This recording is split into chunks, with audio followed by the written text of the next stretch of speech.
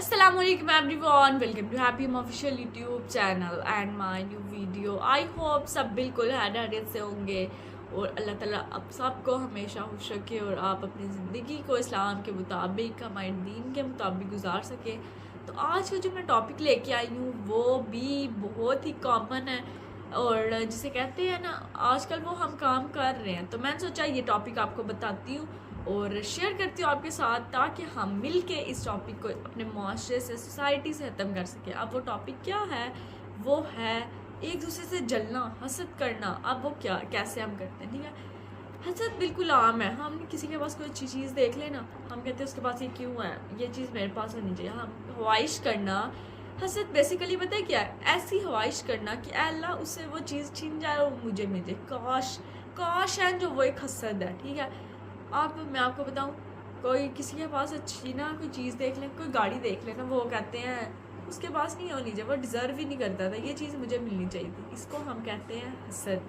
अब क्या होता कि हमारे प्यारे नबी हज़रत मोहम्मद सल्लल्लाहु अलैहि वसल्लम का इरशाद है, हसद से बचो, हसद इंसान की नेकियों को खा जाती है। आपको पता है कैसे? एक जो है ना, उन्होंने नबी करीम सल्लल्लाहु अलैहि वसल्लम ने तशबीह कैसे दी आप, जैसे लकड़ियों को आग लगा दी जाए, वो कैसे राख हो जाती हैं। इसी तरह जब इंसान हसद शुरू कर देता है, हसद उसके अंदर आ जाती है, तो अब क्या होता है? उसकी वजह से इंसान की जो नेकियां ना, वो बिल्कुल तबाह बर्बाद हो जाती हैं। ठीक है, रहती नहीं है इंसान की नेकियां। अब क्या होता है कि हम जो कहते हैं उसके पास तो ये चीज़ जानी नहीं चाहिए थी, वो ऐसे ही उसको मिल गया, पता नहीं कैसे मिल गई है। ये हमारे जहन में ना सवालात आते हैं। अब आपको पता है हज़रत जो है यूसुफ अलैहिस्सलाम, अब हज़रत यूसुफ अलैहिस्सलाम के भाइयों ने उनसे हसदी की थी, जो उनको एक वीरान कुएं में डाल आए थे।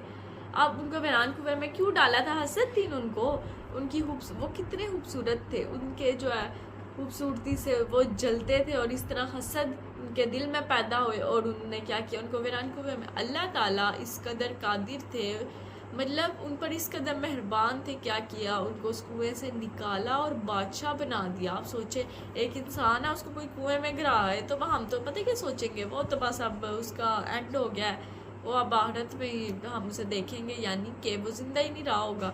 लेकिन अल्लाह ताला इस कुदरत देखे अल्लाह ताला की, अल्लाह ताला ने उनको कुएं से निकाला और उनको क्या किया, एक बादशाह, मिस्र का बादशाह बना दिया। ठीक है, अब क्या होता है कि उन्होंने हसद की। इसी तरह अब जो है ना, यहूदी करते थे, हज़रत मोहम्मद सल्लल्लाहु अलैहि वसल्लम से हसद करते थे। अब मैं आपको बताती हूँ, जो शैतान था ना, उसने हज़रत आदम अलैहिस्सलाम से हसद की थी।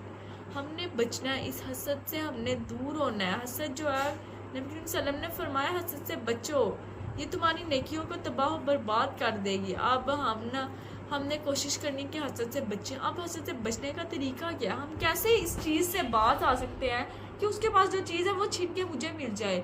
वो पता नहीं क्यों उसको ना, हसद जो एक हासिद होता है ना, वो दिल में जलता रहता है, इतना जलता है कि वो खुद ही को राग कर रहा होता है। अब वैसे तो वो सब एक जलना जो होता है ना, वो इंसान को अंदर अंदर ख़त्म कर रहा होता है, उसको सुकून, उसका तबाह बर्बाद हो जाता है। हसद से आप बचने का तरीका आप लोग सोचोगे, हमें बता रही है कि हसद नहीं करनी चाहिए, ये होता है वो होता है। आप लोग सोच रहे होंगे कि ये हम इससे निकल कैसे सकते हैं। अब हसद से निकलने का तरीका बताऊँ आपको। जब आप किसी के पास भी कोई अच्छी चीज़ देखें, आपको वो चीज़ पसंद आए, तो उसके लिए आप ये ना करें, उसको ये ना कहें कि हम, जाहिर सी बात है किसी के सामने जाके कहेंगे नहीं कि जी तुम्हें ये चीज़ पता नहीं कैसे मिल गई, या नहीं होनी चाहिए थी तुम्हारे पास, ये मुझे मिलनी चाहिए। ऐसे तो किसी के सामने आप जाके कहेंगे। ठीक है, कोई हमारा अजीज़ है ना, हम उससे भी हसद कर रहे हैं, लेकिन वो हमें अच्छा समझ रहा होता है, अब जाहिर सी बात है हम उसके सामने तो कहेंगे नहीं।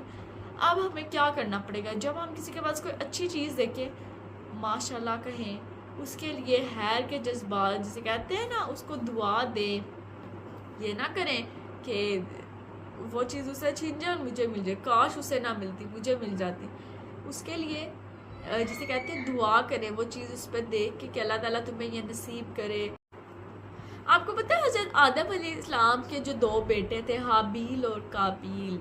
अब जो काबील था, आपको पता है इस दुनिया का, इस कायनात का सबसे पहला कत्ल किसने किया था? वो किया था हाबील ने अपने भाई का, नहीं सॉरी, काबील ने किया था अपने भाई हाबील का।